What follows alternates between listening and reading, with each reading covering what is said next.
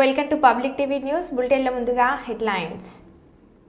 పింఛన్ల పంపిణీ కార్యక్రమంలో పాల్గొన్న ముఖ్యమంత్రి నారా చంద్రబాబు నాయుడు.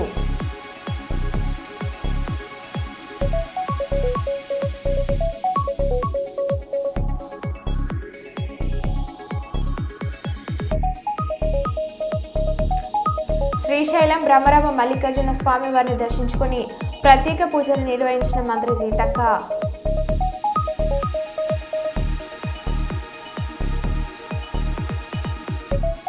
ప్రపంచంలోనే భారతరత్న ప్రపంచ మేధావి డాక్టర్ బిఆర్ అంబేద్కర్ రాసిన రాజ్యాంగం అద్భుతం. సీనియర్ ఐఏఎస్ రాష్ట్ర ప్రభుత్వ ప్రిన్సిపల్ పరికిపండ్ల నరహరి. నూతన సివిల్ కానిస్టేబుళ్లకు నియామక ఉత్తర్వులను అందజేసిన police commissioner M Srinivas IPS.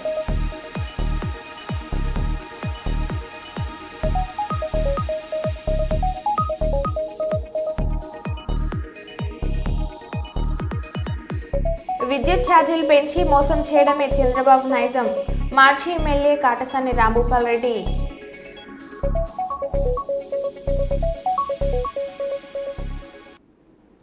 ఇక వివరాల్లోకి వెళ్తే, జనగామ జిల్లా లింగాల గన్పురం మండలం శ్రీనివాస్ నగర్ కాలనీలో నెల్లూట్ల రవీంద్రరావు అధ్యక్షతన వరంగల్, నల్గొండ, ఖమ్మం నియోజకవర్గ టీచర్స్ ఎమ్మెల్సీగా టీఎఫ్ మరియు తెలంగాణ ఉద్యోగ ఉపాధ్యాయ సంఘం బలపరుస్తున్న స్వతంత్ర అభ్యర్థి జాగంటి కాళేశం విలేకరుల సమావేశం నిర్వహించారు.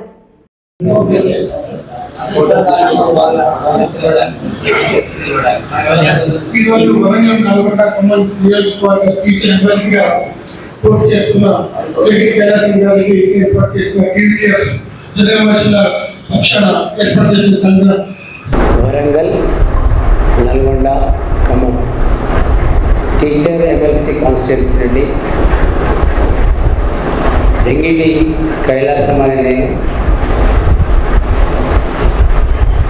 రాబోయే ఎన్నికల్లో స్వతంత్ర అభ్యర్థిగా పోటీ చేస్తున్నాను. అందుకోసమే ప్రత్యేకంగా ఈ యొక్క పత్రికా సమావేశాన్ని ఇక్కడ పెద్దలు రవీంద్రరావు గారి సారథ్యంలో వారి సహాయ సహకారాలతో ఇక్కడ ఏర్పాటు చేయడం జరిగింది. స్వతంత్ర అభ్యర్థిగా పోటీ చేస్తున్నప్పటికీ నేను గత 15 సంవత్సరాలుగా పనిచేస్తున్నటువంటి తెలంగాణ టీయూటీఎఫ్ తెలంగాణ ఐక్య ఉపాధ్యాయ ఫెడరేషన్ వ్యవస్థాపక ప్రధాన కార్యదర్శిగా పనిచేశాను. తెలంగాణ ఉద్యమంలో అన్ని సంఘాలను ఏకతాటిపైకి తీసుకురావడంలో 42 రోజుల సకల జనుల సమ్మెను సమర్థవంతంగా టీఆర్ఎస్ భుజస్కంధాల మీద ఏర్పాటు చేసుకున్న సందర్భంలో కూడా మేము కేసీఆర్ గారికి టీఈటీఎఫ్ పక్షాన ఒక రకంగా చెప్పాలంటే పూర్తిగా వెన్నుదన్నుగా నిలిచాము. ఏపీ పేరుతో ఉన్నటువంటి ఉపాధ్యాయ సంఘాలన్నీ సందిగ్ధావస్థలో ఉన్నప్పుడు, డోలాయమాన స్థితిలో ఉన్నప్పుడు మేము తెలంగాణ అవసరం లేదని భావిస్తున్నటువంటి ఏపీ యూటీఎఫ్ నుండి విభేదించి టీయూటీఎఫ్ను ఏర్పాటు చేసుకున్నాం. ఆ సందర్భంలో కూడా మేడ్చల్లో పనిచేస్తున్న నేను, మా మిత్రులు ఆర్వి గారు, ఇక్కడ రవీంద్రరావు గారు, బుర్రా రమేష్ గారు, ఆర్ వెంకటేశ్వర్ జనగామ నుండి, ఈ విధంగా ఈ మిత్రులంతా ఆనాడు మాకు చేయూతనిచ్చారు, బలాన్నిచ్చారు. ఆ ఉద్యమాన్ని రాష్ట్ర వ్యాప్తం చేయడంలో టీయూటీఎఫ్ కీలకమైన పాత్ర పోషించిందని చెప్పుకోవడానికి నేను చాలా గర్విస్తున్నాను. ఆ నేపథ్యంలో నేను 40 సంవత్సరాలు ఉపాధ్యాయునిగా పనిచేసి రిటైర్ అయినాక ఈ తెలంగాణలో జరుగుతున్నటువంటి తెలంగాణ ఆవిర్భావం తర్వాత ఉపాధ్యాయ సమస్యలు, విద్యారంగ సమస్యలు నానాటికి పేరుకుపోతున్నాయి తప్ప ఒక్కటి కూడా పరిష్కారం కావడం లేదు. జీతభత్యాలు రావడమే గొప్పగా భావిస్తున్నటువంటి తరుణంలో నేను ఎందుకో కాస్త నా మనసు ఆవేదన గురైంది. తెలంగాణ వచ్చిన తర్వాత గొప్పగా ఉంటాయి విద్యారంగంలో అనేక సంస్కరణలు చోటు చేసుకుంటాయి. ఇక తెలంగాణ గొప్ప బంగారు తెలంగాణగా ఆవిర్భవించబోతుందని గర్వంగా భావించిన మాకు నిరాశ నిస్పృహలు ఎదురయ్యాయి. విద్యారంగానికి కనీసం సమీక్షకు నోచుకోలేదు. 10 సంవత్సరాల కాలంలో విద్యారంగంలో ఉన్నటువంటి యూనియన్లను పిలిచి మాట్లాడినటువంటి సందర్భమే లేదు. పూర్తిగా విద్యారంగాన్ని మర్చిపోయారు. కాబట్టి నేను ఇక 200-300 సంఘాలని చెప్పుకుంటున్న జేఏసీలు కూడా ఒక్క డిఏ ఇవ్వకపోతే కూడా అడగడం లేదు. స్టిల్ ఇంకా 4 డిఏలు పెండింగ్లో ఉన్నాయి. ఇప్పటికే బీఆర్ఎస్ అమలు కావాల్సినటువంటి పరిస్థితి ఉండేది, కానీ ఇప్పటికీ కూడా 4 డిఏలు వెంటనే రిలీజ్ చేయించడంలో మీడియాకు నేను తప్పకుండా తెలియజేస్తాను. అలాగే టీఆర్టీఎఫ్ నుండి కూడా నాకు మంచి మిత్రులు ఉన్నారు. నేను ఎవ్వరికి కూడా శత్రువులు కాదు. ఒక రకంగా నేను చెప్పుకుంటే అచ్చే శక్తి కాదు, కానీ నేను అజాత శత్రువులు. నాకు ఏ సంఘంలో కూడా శత్రువులు లేదు. కాబట్టి ఆ విశ్వాసంతో ప్రథమ ఓటు, మొదటి ప్రాధాన్యత ఓటు కోరుకుంటాను. కానీ వాళ్ళ సంఘాల సభ్యులు ఉన్నప్పుడు కోరుకోవడం అత్యాశ అవుతుంది. నాకు 2వ ప్రాధాన్యత ఓటు వేసి నా యొక్క విజయానికి కృషి చేయాలని, నాకు సహకరించాలి. విద్యారంగం ప్రక్షాళన కోసము నా యొక్క భావి జీవితాన్ని నేను పూర్తిగా అంకితం చేస్తాను. నాకు ఒక గొప్ప సువర్ణ అవకాశం వచ్చింది. దాంట్లో నాకు అవకాశం కల్పించి కౌన్సిల్ పంపాలని నేను సవినీయంగా మనవి చేస్తూ, నేను తెలంగాణ తల్లికి, తెలంగాణ ఉద్యమానికి నేను ఎప్పుడు తెలంగాణకు నేను రుణపడి ఉంటానని తెలియజేస్తున్నాను. జై తెలంగాణ, జై టీయూటీఎఫ్, జై జై జై Jayashankar sir. Thank you sir, thank you. కార్తీక మాసం చివరి రోజు ఆదివారం అమావాస్య రోజున వీకర్ సెక్షన్ కాలనీవై జంక్షన్ దగ్గర నాగేంద్రనగర్లో శ్రీ రామాంజనేయ దేవాలయంలో తెలుగుదేశం పార్టీ సీనియర్ నాయకులు మల్లెల పుల్లారెడ్డి అన్నదాన కార్యక్రమాన్ని చేపట్టారు. ఈ సందర్భంగా టీడీపీ సీనియర్ నాయకులు మల్లెల పుల్లారెడ్డి మాట్లాడుతూ అన్నం పరబ్రహ్మ స్వరూపమని, అందుచేతనే దేవాలయాల్లో అన్నదాన కార్యక్రమాన్ని చేపట్టామని అన్నారు. భక్తుల ఆరోగ్యాన్ని దృష్టిలో పెట్టుకొని పేపర్ ప్లేట్లను వాడుకోకుండా స్టీల్ ప్లేట్లని వాడడం జరిగిందని, భక్తుల ఆరోగ్యమే మహాభాగ్యమని అన్నారు.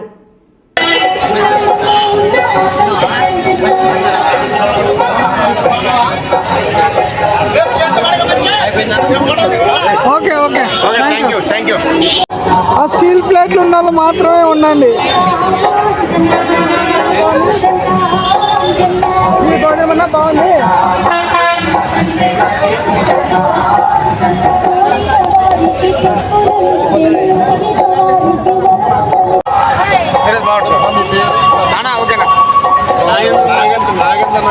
పైగట్టు బాబు, లాస్ట్ బుధవారం ఈరోజు కార్తీక మాసాలు సందర్భంగా ఈరోజు కార్తీక వనభోజనం జరిగింది. భక్తులందరూ కూడా గుడికి సహకరిస్తున్నారు, నిర్మాణాలు సహకరిస్తున్నారు. ఫస్ట్ నుంచి కూడా ఇది ఇక్కడ కొంచెం బాధ్యత భోజనాలు పెడుతున్నాం.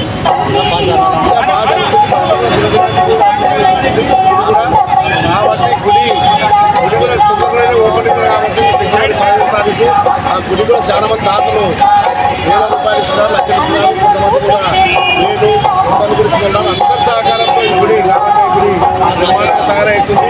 అతి త్వరలో ఈ గుడి ప్రారంభం కాబోతుంది. కాబట్టి భక్తులందరూ కూడా ఈయనలో ఎక్కడ లేదు.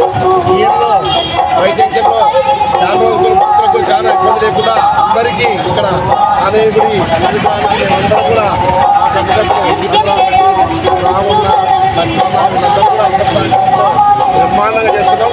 అందరు భక్తులు కూడా అందరూ పెడుతున్నారు, ఏ ఫంక్షన్ ఉంటుంది పెడుతున్నారు. మేమంటూ మా కంపెనీ ఏమంటే ఆ పేపర్లో కలిసి ప్రజలకు ఆరోగ్యం దెబ్బతింటుందని చెప్పి మేము ఒక భక్తులుగా భక్తులందరూ కూడా బాగుండాలని చెప్పి మేమందరం స్టీల్ ప్లేట్ తీసుకొచ్చి కూడా స్టీల్ ప్లేట్ ద్వారా భక్తుల ఆరోగ్యం కాపాడడానికి మేమందరం కూడా కలిసి ఈ ప్లేట్లతో భోజనాలు పెట్టడం జరిగింది.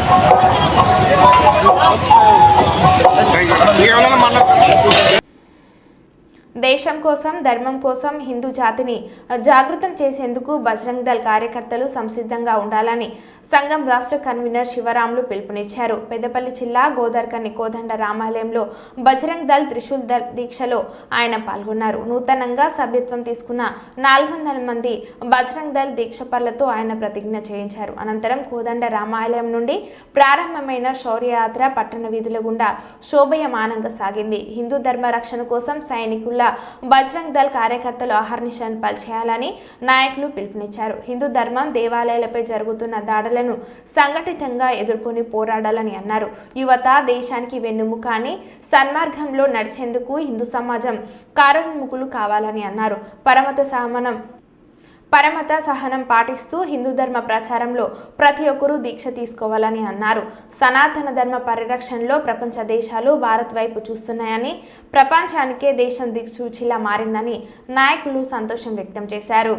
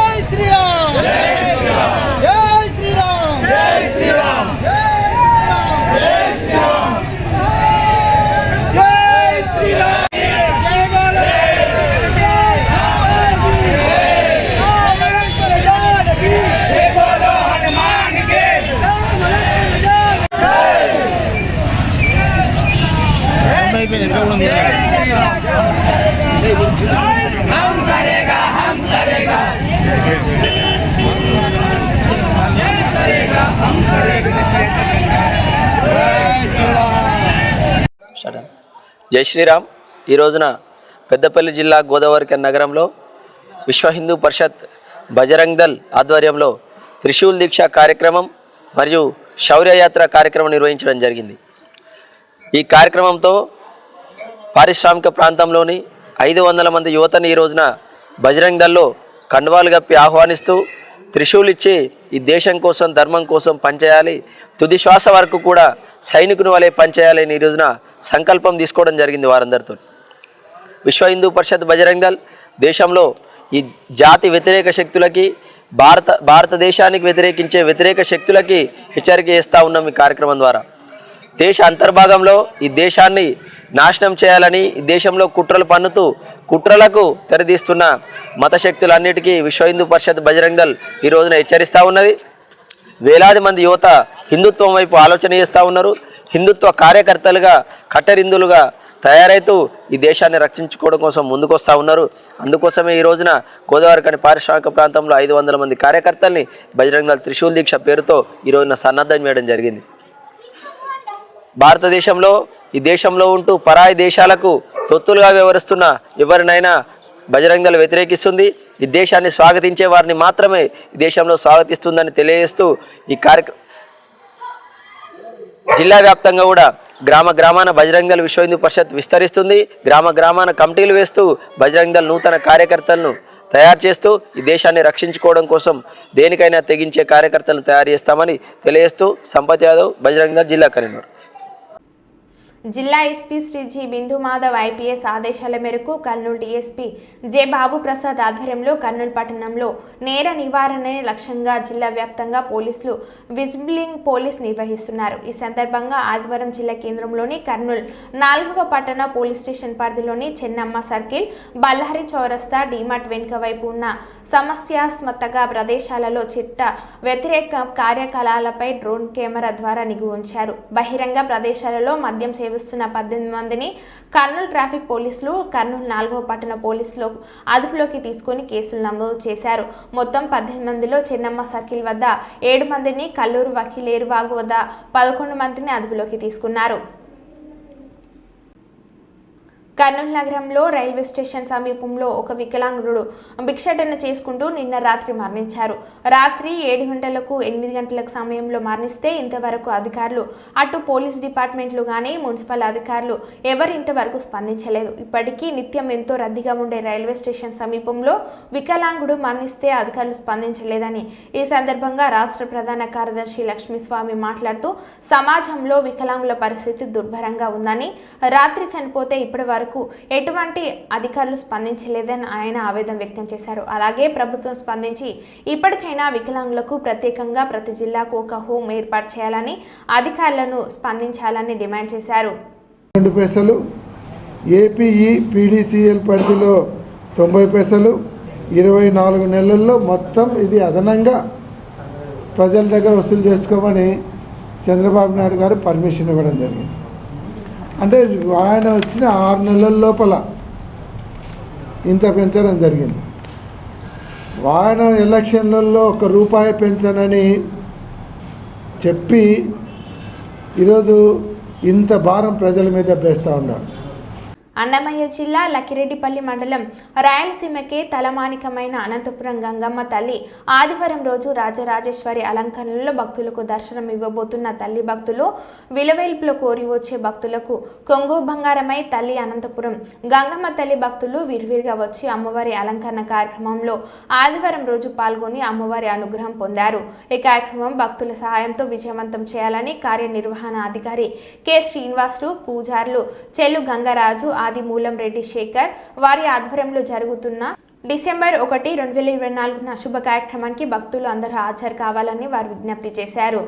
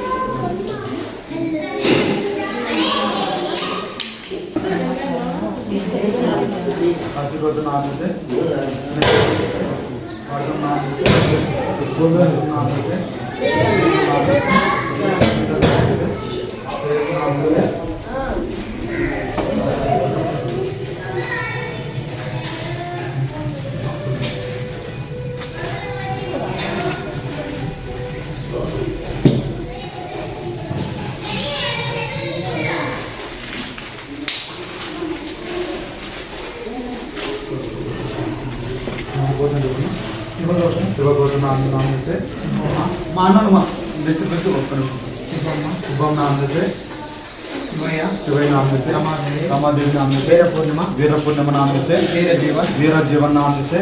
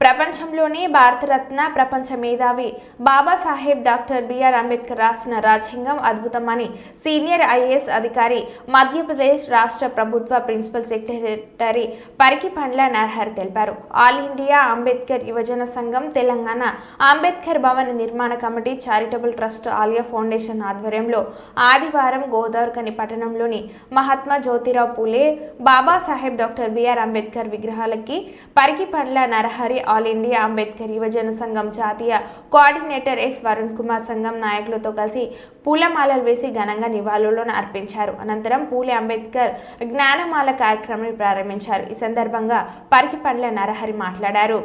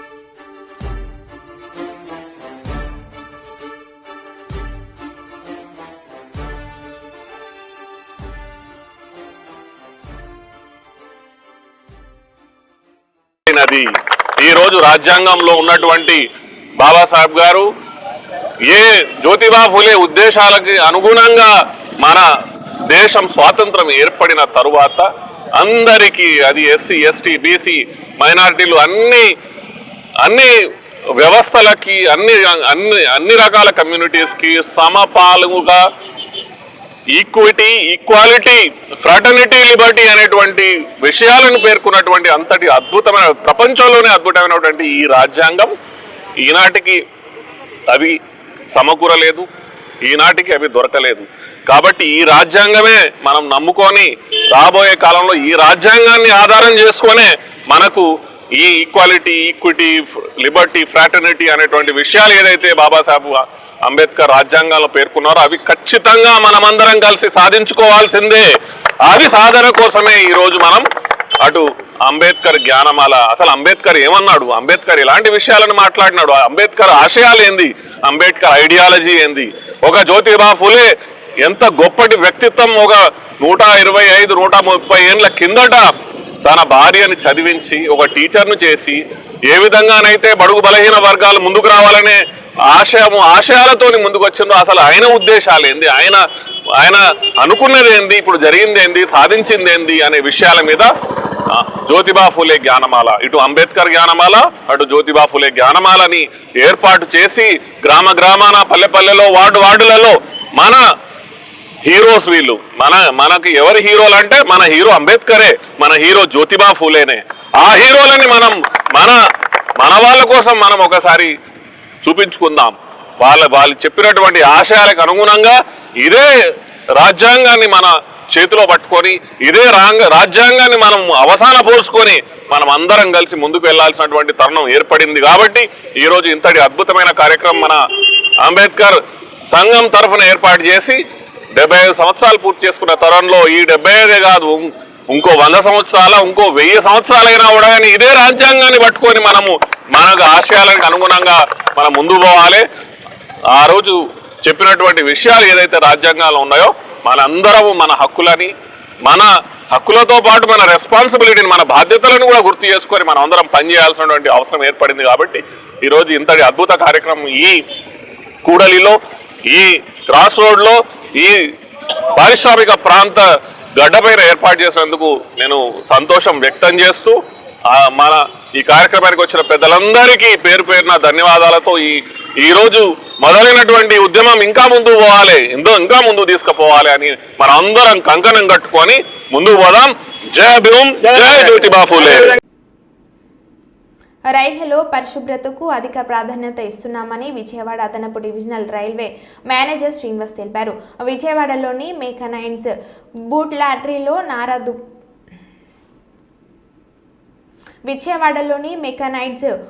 లాటరీలో నార దుప్పట్లు ఉతకడంపై అవగాహన కార్యక్రమాన్ని నిర్వహించారు.